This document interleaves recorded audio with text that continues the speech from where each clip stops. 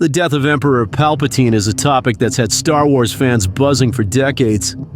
If you've ever wondered how the galaxy's most dangerous Sith Lord survived his fall in Return of the Jedi, and how he managed to come back in the Rise of Skywalker, you're not alone. His reappearance sparked so many questions. Was he truly defeated by Darth Vader?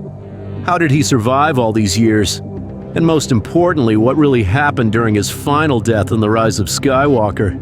Well, in recent years, Star Wars creators have finally peeled back the curtain and given us answers to this long-standing mystery. And the truth? It's both shocking and fascinating. Stick around, because in this video we're going to reveal everything, from Palpatine's dark experiments with cloning to how his ultimate defeat in the Rise of Skywalker finally closed the chapter on one of the galaxy's greatest villains. Before diving into his final fate, let's briefly recap why Palpatine is such a key figure in the Star Wars saga. He's not just any villain. He's the one who orchestrated the downfall of the Republic, wiped out the Jedi, and ruled the galaxy with an iron fist. From the prequels to the original trilogy, Palpatine's fingerprints are all over the galaxy's biggest events. In The Phantom Menace, we see Palpatine rise from a seemingly innocent senator, from the tranquil planet of Naboo to a master manipulator. By the time we reach Revenge of the Sith, he's not only revealed as the Dark Lord of the Sith, Darth Sidious, but he has also successfully transformed the Republic into the Galactic Empire. His apprentice, Darth Vader, was once the Jedi hero Anakin Skywalker, but Palpatine's influence corrupted him completely. Fast forward to Return of the Jedi, where we thought the Emperor met his end. In one of the most iconic moments in cinema history, Darth Vader turns on his master and throws Palpatine down a reactor shaft, seemingly killing him once and for all. But as we all know, in Star Wars, nothing is ever that simple.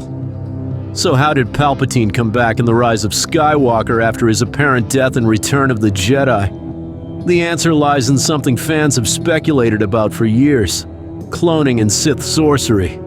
Remember that chilling line from Palpatine in Revenge of the Sith? The dark side of the Force is a pathway to many abilities some consider to be unnatural. Turns out he wasn't exaggerating. In the Rise of Skywalker, it's revealed that Palpatine had a backup plan all along. He had been working on ways to cheat death even before the events of Episode 6. After his physical body was destroyed in the reactor scene of Return of the Jedi, Palpatine's spirit was transferred to a clone body. This clone was created on Exegol, a hidden Sith world where Palpatine's followers, known as the Sith Eternal, had been conducting secret experiments for years. But here's the catch: cloning a Sith isn't as easy as it sounds. The dark side of the Force is immensely powerful, and Palpatine's clones weren't strong enough to hold his essence. This is why when we see him in the Rise of Skywalker, he's hooked up to life support machinery, and his body is deteriorating. His clone bodies were unstable, which is also why he needed to find a new, stronger vessel, specifically Rey. Palpatine didn't manage all of this alone. On Exegol, a group of fanatical followers known as the Sith Eternal had been working for years to restore their master to power. These Sith cultists believed Palpatine was the true ruler of the galaxy, and they were prepared to do anything to help him return to full strength. They're responsible for building the massive fleet of Star Destroyers we see in the Rise of Skywalker and helping Palpatine stay alive in his cloned form. And then there's Snoke, the mysterious figure who led the First Order before being killed by Kylo Ren in The Last Jedi. As it turns out, Snoke was nothing more than a puppet, a creation of the Sith Eternal, controlled by Palpatine from the shadows. This explains why Snoke seemed so powerful but was ultimately disposable. He was just another piece in Palpatine's grand plan. It also shows how far Palpatine's influence extended, even after his supposed death. While Snoke appeared to be the big bad guy, it was always Palpatine pulling the strings.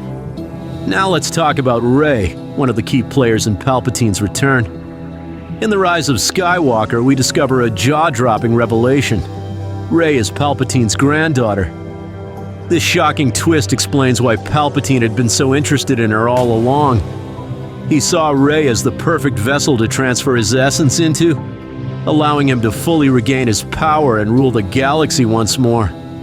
Palpatine's plan was to manipulate Rey into killing him in anger, something the dark side feeds on. By doing so, her body would become a host for his spirit, allowing him to live on in a younger, stronger body. This is why Palpatine kept pushing Rey toward darkness throughout the movie, hoping she'd give in to hatred. But of course, Rey had other ideas. Instead of giving in to the dark side, she used the combined strength of all the Jedi who came before her to stand up against Palpatine. So what makes Palpatine's final death in The Rise of Skywalker different from his fall in Return of the Jedi? This time it wasn't just about destroying his physical form, it was about completely obliterating his spirit. During the film's climactic battle, Palpatine attempts to drain the life force from Rey and Ben Solo, Kylo Ren, to restore his full power. But Rey, with the help of the spirits of past Jedi, manages to turn Palpatine's power against him. In a spectacular showdown, Rey deflects Palpatine's lightning back at him using both Luke and Leia's lightsabers.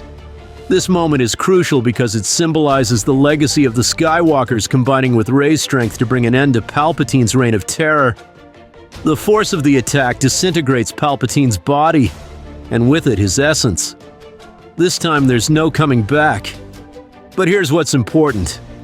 Palpatine's connection to the dark side was severed, and without that, he has no way to transfer his spirit to another body. In Return of the Jedi, his body was destroyed, fulfilling Anakin's prophecy, but his spirit survived.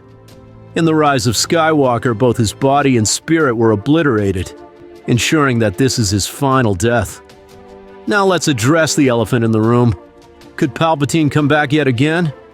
If you've been a Star Wars fan long enough, you know that nothing is ever completely off the table. After all, we thought he was dead after Return of the Jedi, and he still found a way to return.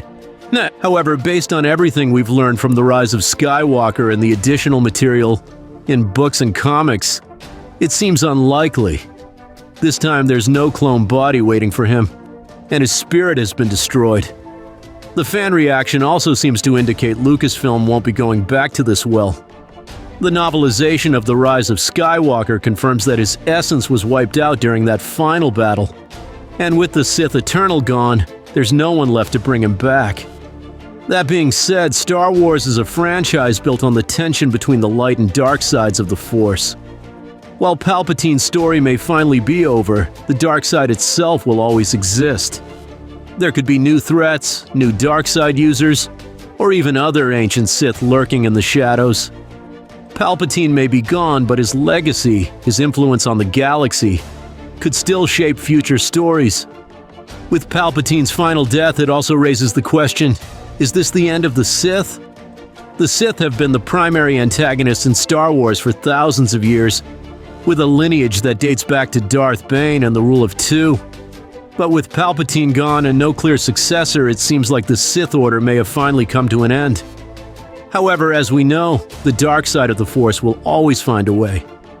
Whether we see a new dark side user emerge in future stories or a completely new threat rise up, it's clear that the struggle between light and dark is far from over. The Sith as an organization may be gone, but the dark side will never fully disappear. Palpatine's final death opens up a whole new chapter for the Star Wars universe. With the Sith seemingly defeated, what comes next? Will the galaxy finally know peace, or will a new dark force rise to take Palpatine's place?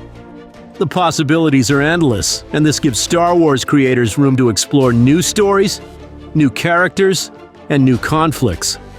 Some fans speculate that future stories could focus on finding a true balance between the light and dark sides of the Force, moving away from the constant cycle of Jedi versus Sith. Others believe we could see the rise of a new type of villain, one that's even more dangerous than Palpatine.